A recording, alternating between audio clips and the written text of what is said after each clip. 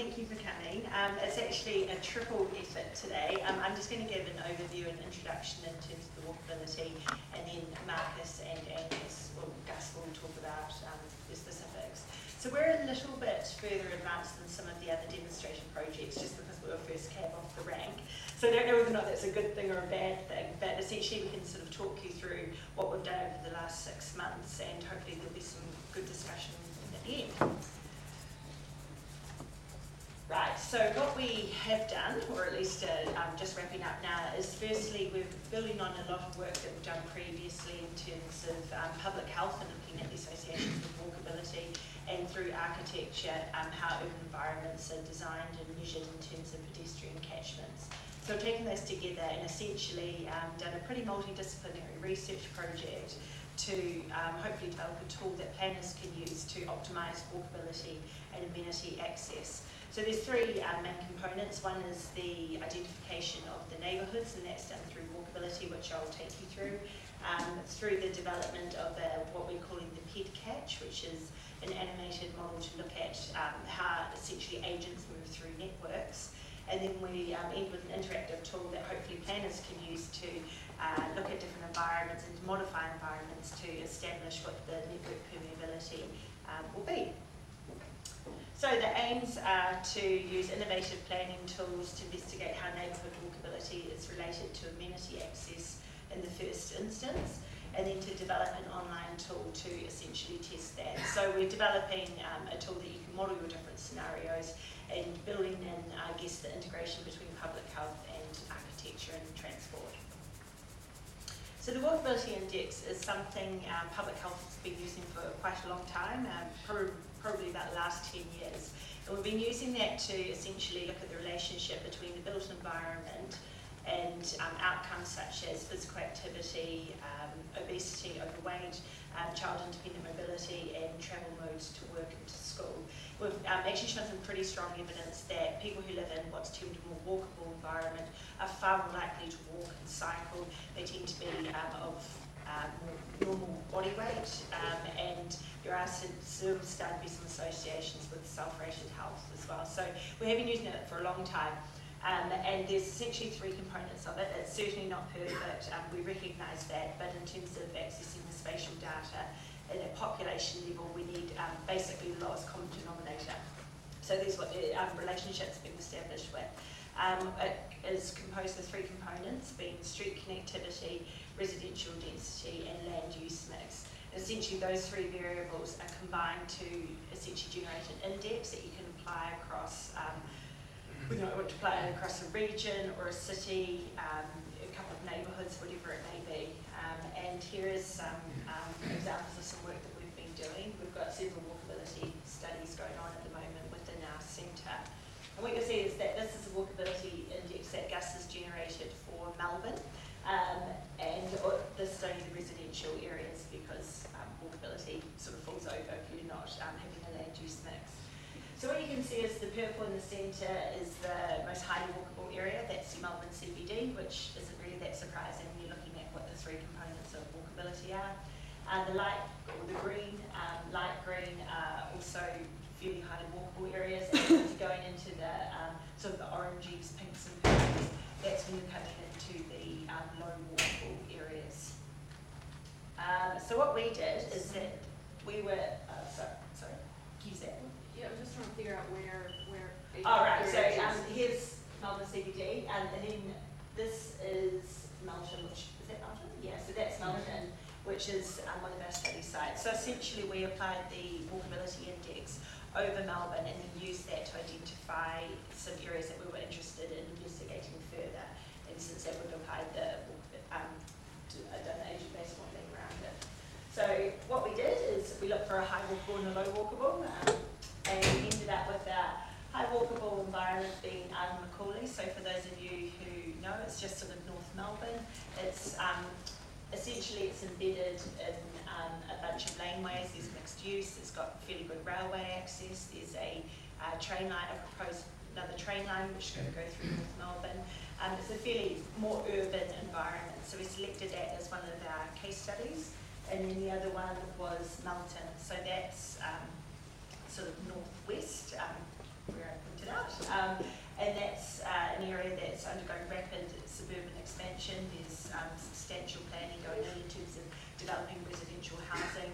It's a very car-dominated environment. A lot of people commute by cars. There is one railway station out there, and there's potential for it to be electrified in the future. So they're quite diverse environments. Thank you. So I guess in our studies, we're interested in, I guess, a few things.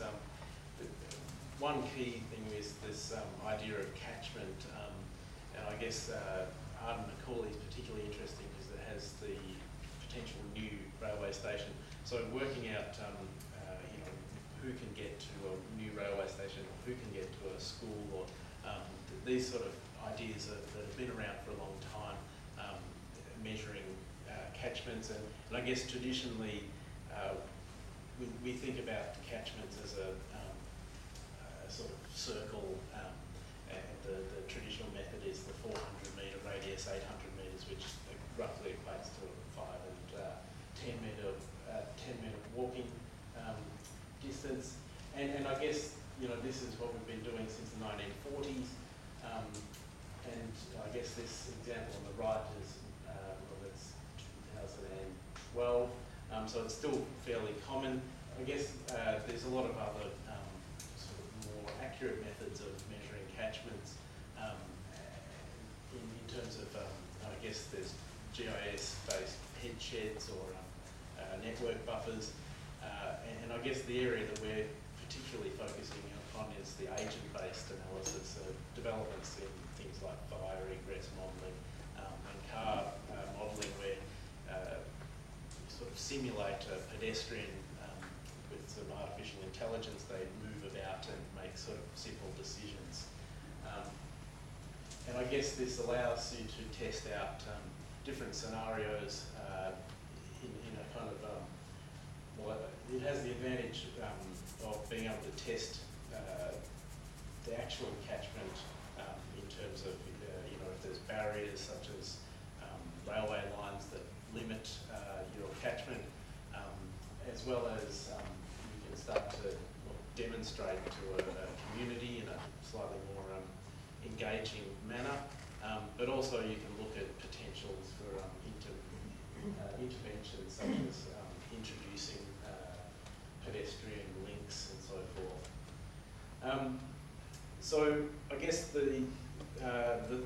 what's in the scope of the tool currently, I guess we're looking at working this agent-based stuff into the Aurum portal, and having the ability to turn data on and off is important to, I guess, locate points of interest, and I guess include stuff like traffic lights. If there's large barriers, there's a major road that you have to wait for a minute and a half to cross. Obviously, that has a great impact on your sort of perceived walkability and the access to a station or a school or a park. And I guess we've got the ability to upload some of this data. We have, I guess, a variety of adjustments that you can make. So we have walking time sliders. So traditionally it's the 5 and 10 minutes, but we know that people will walk further than that or for longer than that. And depending on what sort of service you're after, shopping, it's a different sort of distance or time to catching public transport to go to work. And so there's a variety of sliders that we're working in. And I guess the key one that's sort of, I think, possibly most interesting is the adjustment of walking speeds, where we can assess, I guess, the young, super fit people and how far they can get to in a certain amount of time versus the rest of us that maybe move a bit more slowly, and of course, impaired mobility. And I guess the other aspect is putting in multiple locations, so we can have a look at multiple railway stations simultaneously, railway stations and parks, schools and parks, schools and railway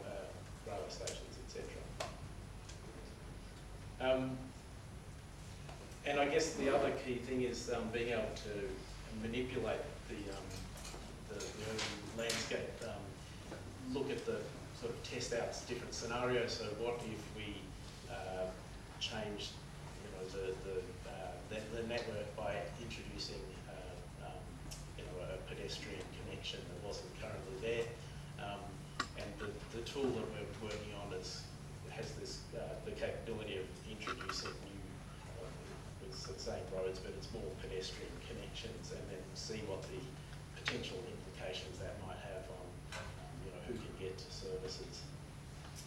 And in terms of outputs, there's a whole range of things that we're trying to get working, but